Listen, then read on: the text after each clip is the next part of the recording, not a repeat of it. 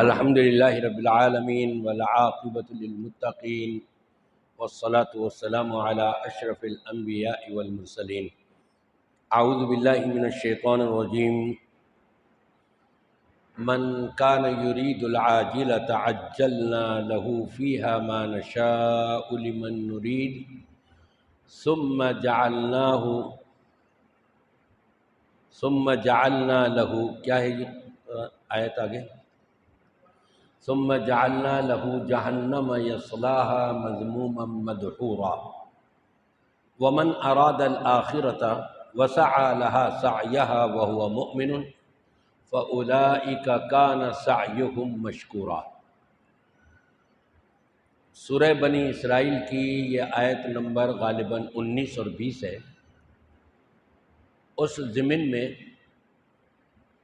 اپنے احوال کا جائزہ لینا چاہ رہا ہوں۔ رب تبارک و تعالیٰ سے دعا ہے کہ اللہ تبارک و تعالیٰ ہم سب کو جو بھی کچھ ہم سنیں اور سنائیں اس کے مطابق عمل کرنے کی توفیق عطا فرمائے۔ عمل سے زندگی بنتی ہے، جنت بھی جہنم بھی، یہ خاکی اپنی فطرت میں نوری ہے نہ ناری۔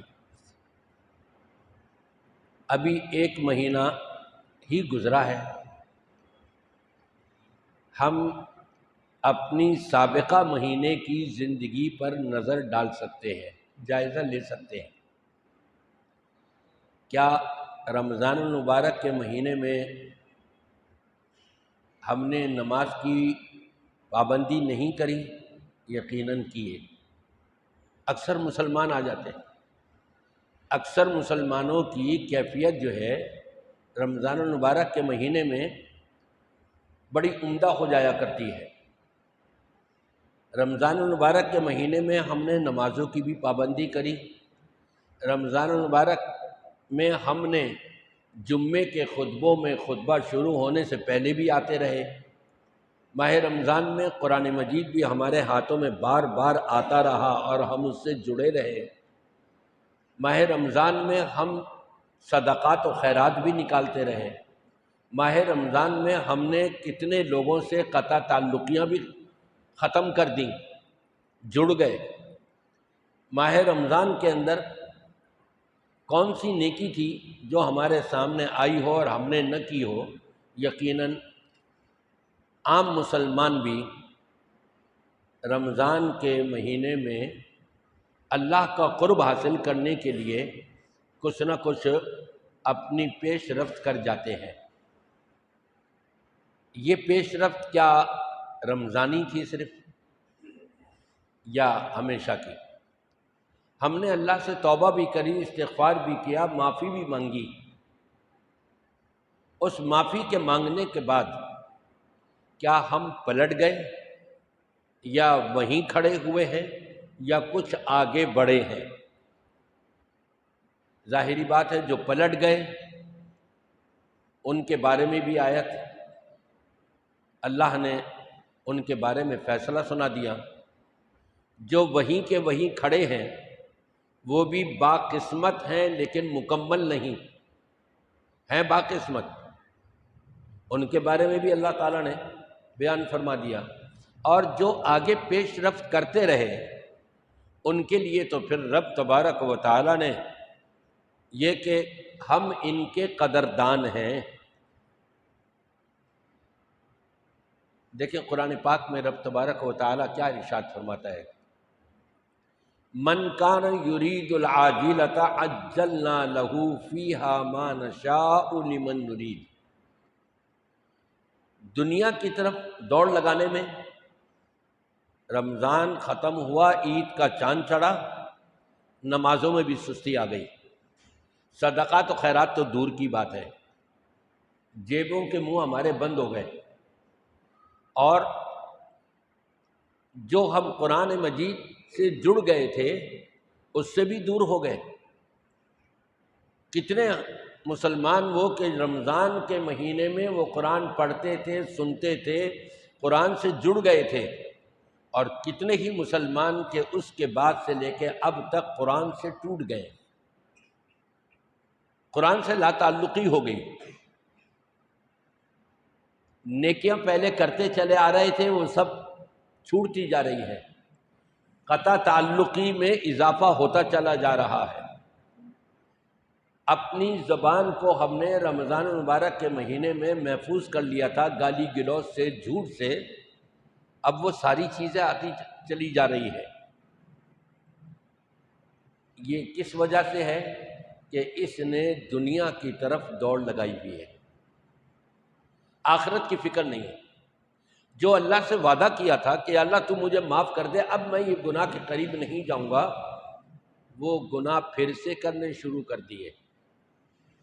تو ایسے لوگوں کے بارے میں رب تبارک و تعالیٰ فرماتا ہے من کان یرید العاجلۃ عجلنا له فیہا ما نشاء لمن نرید، ہم ایسے لوگوں میں سے جس کے لیے بھی چاہیں گے، دنیا کی طرف یہ دوڑ لگا رہا ہے، ہم اس کو چھوٹ دے دیں گے۔ ایک جگہ فرمایا وَيَمُدُّهُمْ فِي طُغْيَانِهِمْ يَعْمَهُونَ، ان کی جو سرکشی ہے اور دین سے دوری ہوتی چلی جا رہی ہے، ہم ڈھیل دے دیں گے، آزاد۔ جو پتنگ اڑاتے ہیں نا، وہ ڈور کو ڈھیل دیتے ہیں، چھوڑ دیتے ہیں، جا رہی ہے ہوا میں، اور آگے بڑھ جائے اور آگے بڑھ جائے۔ رب تبارک و تعالی ان لوگوں کو کہ جو معافی مانگنے کے باوجود، قرآن سے جڑ جانے کے باوجود، نیکیوں کو اپنانے کے باوجود، قیام اللیل کرنے کے باوجود ساری نیکیوں کو خود بھلا دیں اور دنیا کی طرف دوڑ لگا دیں، تو رب فرماتا ہے پھر ہم ان کو ڈھیل دے دیتے ہیں، ٹھیک ہے تم جتنا دور جاؤ گے تمہاری سزا اتنی ہی زیادہ بڑھتی چلی جائے گی۔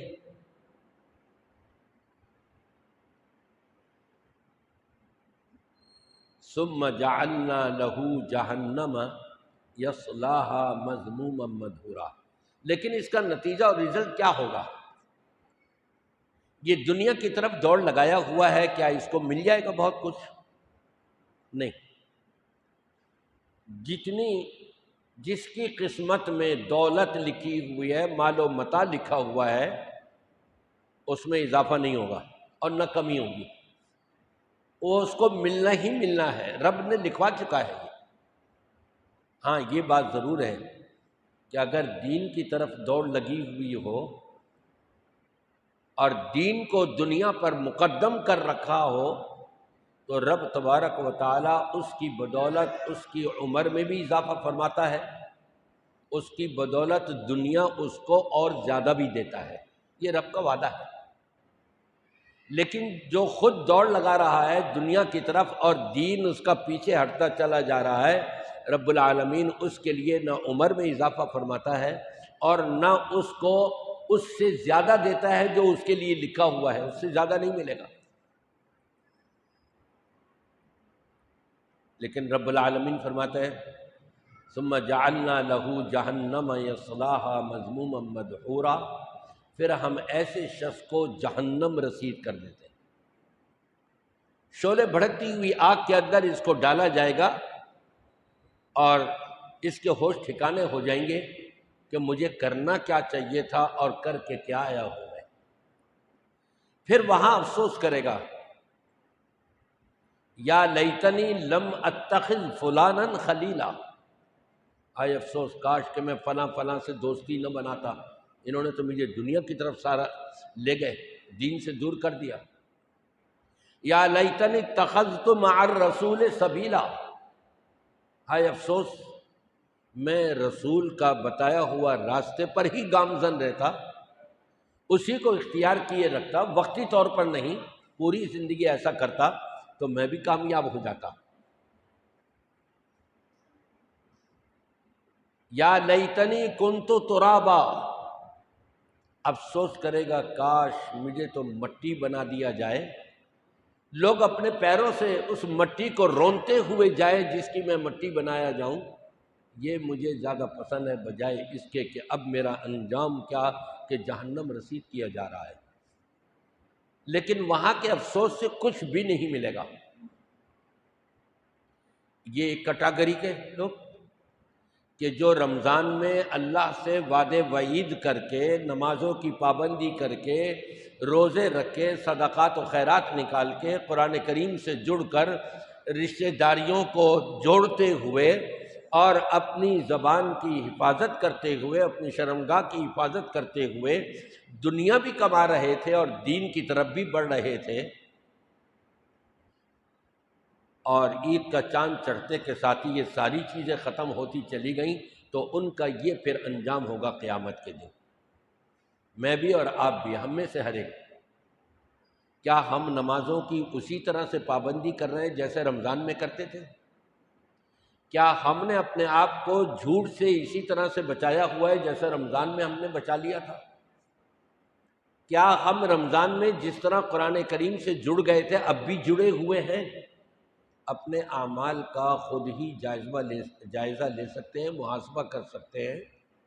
حاسبوا انفسکم قبل ان تحاسبوا، اس وقت کے آنے سے پہلے کہ جب تمہارا حساب و کتاب لینے والا تم خود نہیں ہوگے بلکہ دوسرا ہوگا، وہ اللہ کی طرف سے حساب و کتاب ہو رہا ہوگا۔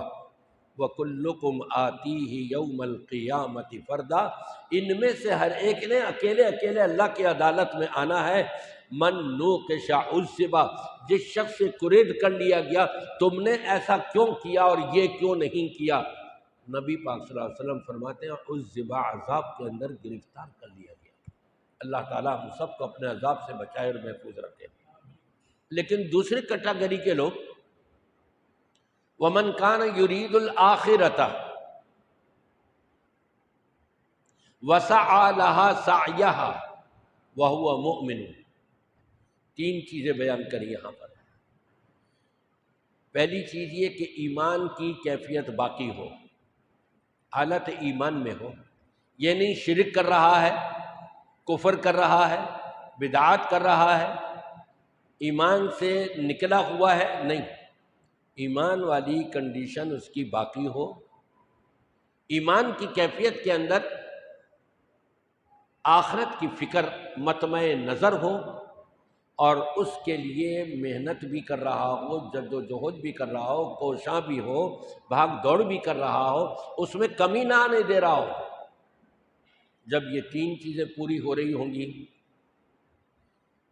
وَمَنْ أَرَادَ الْآخِرَةَ وَسَعَى لَهَا سَعْيَهَا وَهُوَ مُؤْمِنٌ فَأُولَئِكَ كَانَ سَعْيُهُمْ مَشْكُورًا۔ رب العالمین فرماتا ہے ان کے جو بھی اعمال ہیں، جو بھی کوششیں ہیں، جو بھی محنتیں ہیں، اس کی قدردانی ہم کریں گے، اللہ کرے گا قدردانی، اللہ کے ہاں اس کو قدر دی جائے گی، عزت دی جائے گی، مقام دیا جائے گا۔ قدردانی رب العالمین کے ہاں کیسی ہوتی ہے؟ ایک مثال دے کے آپ کو سمجھاتا ہوں۔ پہلی چیز یہ کہ اگر عمل خالصتاً لوجہ اللہ کیا جا رہا ہو، اللہ کا ڈر اور خوف رکھ کے کیا جا رہا ہو، ایمان والی کیفیت کے ساتھ کیا جا رہا ہو، آخرت کی فکر کے ساتھ کیا جا رہا ہو، تو وہ عمل اگرچہ رائی برابر ہی کیوں نہ ہو، رب العالمین پہاڑوں کے برابر اجر و ثواب دینے پر قدرت رکھتا ہے۔ آپ کو سمجھانے کے لیے ایک مثال دیتا ہوں۔ 3 منٹ کا عمل ہے، کوئی زیادہ لمبا چوڑا نہیں، کوئی پیسے نہیں خرچ کرنے اس میں، خون پسینہ ایک نہیں کرنا، کوئی قید نہیں لگائی گئی کہ جی فلاں مسجد میں جا کر کے، جامع مسجد ہوگی وہاں جا کے عمل کرو گے تو یہ ہوگا، ورنہ نہیں۔ گھر پہ ہو، دکان پہ ہو، بازار میں ہو، کہیں جا رہے ہو راستے میں، مسجد میں ہو، کہیں پر بھی ہو، صرف 3 منٹ کا عمل تم کر لو گے، رب العالمین کے ہاں اس عمل کی قدردانی دیکھیں۔ رب فرماتا ہے نا فَأُولَئِكَ كَانَ سَعْيُهُمْ مَشْكُورًا، ان کی جو محنت ہے، جد و جہد ہے، کوشش ہے، اعمال ہے، اس کی قدردانی اللہ تبارک و تعالی کے ہاں کی جائے گی۔ کس انداز سے؟ 3 منٹ کا عمل تم نے کیا ہے، اور نبی پاک صلی اللہ علیہ وسلم کے فرمان کے مطابق زمین سے لے کے آسمان کی بلندی تک کی جتنی خلا ہے، کتنی لمبائی ہے، کتنی چوڑائی ہے، کتنی بلندی ہے، نہیں معلوم کسی کو۔ فرمایا یہ پورا خلا، زمین و آسمان کے درمیان کا خلا، نیکیوں سے، اجر و ثواب سے پر کر کے رب تبارک و تعالی عطا فرمائے گا۔ ایک 3 منٹ کے عمل کے اوپر خالصتاً لوجہ اللہ تھا، ایمان کی کیفیت کے ساتھ تھا، آخرت کی فکر کے ساتھ تھا۔ یہ ایک مثال دی ہے، ورنہ بے شمار مثالیں ہیں ایسی کہ جس سے ہم یہ لگا سکتے ہیں اندازہ کہ ہمارا عمل چھوٹا سا ہے، لیکن اللہ یہ رب العالمین ہے، اپنی شان کے مطابق اتنا اجر و ثواب سے ہمیں مالا مال کر رہا ہے۔ اور یہ عمل میں آپ کو پہلے بتا چکا ہوں یہاں، دل یہ کہہ رہا ہے کہ اب نہ بتاؤں۔ جن لوگوں نے شروع کر دیا ہوگا وہ تو سمجھ گئے ہوں گے، اور جن لوگوں نے شروع نہیں کیا ہوگا وہ اپنے ساتھیوں سے، قاری صاحب سے ذرا پوچھیں، تھوڑا تک و دو کریں، وقت نکالیں، ان کے پاس بیٹھیں، پوچھیں ان سے۔ اس لیے میرا دل چاہ رہا ہے کہ نہ بتاؤں۔ کیوں جی قاری صاحب ٹھیک ہے، بتا دوں؟ کریں گے پھر عمل؟ نہیں، مجھے ہاتھ اٹھا کے بتائیں کون کون کرے گا عمل؟ ہاتھ اٹھا کے رکھیں سب، ماشاءاللہ، چھوٹے بڑے سب نے ہاتھ اٹھا لیے ہیں۔ لا الہ الا اللہ، اللہ کے سوا کوئی عبادت کے لائق نہیں، کوئی معبود نہیں۔ لا الہ الا اللہ، لا الہ الا اللہ، صرف اتنا 100 مرتبہ آپ پڑھ لیں، کہیں پر بھی ہوں آپ، لیکن اس کا معنی آپ کو معلوم ہو، اس کے تقاضے پورے ہو رہے ہوں۔ یہ نہیں کہ لا الہ الا اللہ تو پڑھتے چلے جا رہے ہیں کہ جی روزانہ میں پڑھتا ہوں ایک تسبیح اور میرا تو اتنا اجر و ثواب، اور نماز نہیں پڑھتے، کچھ بھی نہیں ملے گا۔ جھوٹ بولتے ہیں، زنا کر رہے ہیں، شراب خوری ہو رہی ہے، تو جب گناہ بھی ساتھ ساتھ چل رہے ہیں، وہ بھی بڑے بڑے کبیرہ گناہ، تو پتہ نہیں وہ نیکیاں چھوٹی رہ جائیں گی یا گناہ بڑے ہو جائیں گے، کچھ پتہ نہیں۔ جہاں نبی پاک صلی اللہ علیہ وسلم نے یہ فرمایا کہ بعض نیکیاں ایسی ہیں جس سے گناہ ختم ہوتے رہتے ہیں، مٹتے رہتے ہیں۔ آپ وضو کر رہے ہیں، آپ نے ہاتھ دھوئے، اپنے ہاتھوں سے جو گناہ صغیرہ ہو گئے تھے مٹ رہے ہیں، پانی کے قطرات کے ساتھ وہ سب ختم ہو رہے ہیں۔ چہرہ دھویا، اپنے صغیرہ گناہ جو تھے وہ سب ختم ہو رہے ہیں۔ اسی طرح سے بعض گناہ ایسے ہیں کہ ان گناہوں کی وجہ سے نیکیاں برباد ہو جاتی ہیں۔ ان میں سے ایک یہ ریا، شہرت اور نمود کے لیے تسبیح ہاتھ میں رکھ کے پڑھی جا رہی ہے، کھٹاکھٹ کھٹاکھٹ کھٹاکھٹ، جبکہ اپنی انگلیوں سے بھی گن سکتے ہیں۔ اور یہ واحد کلمہ ہے، لا الہ الا اللہ۔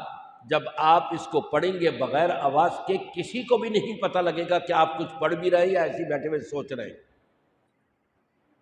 آپ میرے منہ کی طرف غور کیجئے، میں پڑھ رہا ہوں، مجھے بتائیے کہ آپ کو محسوس ہوا کہ نہیں ہوا؟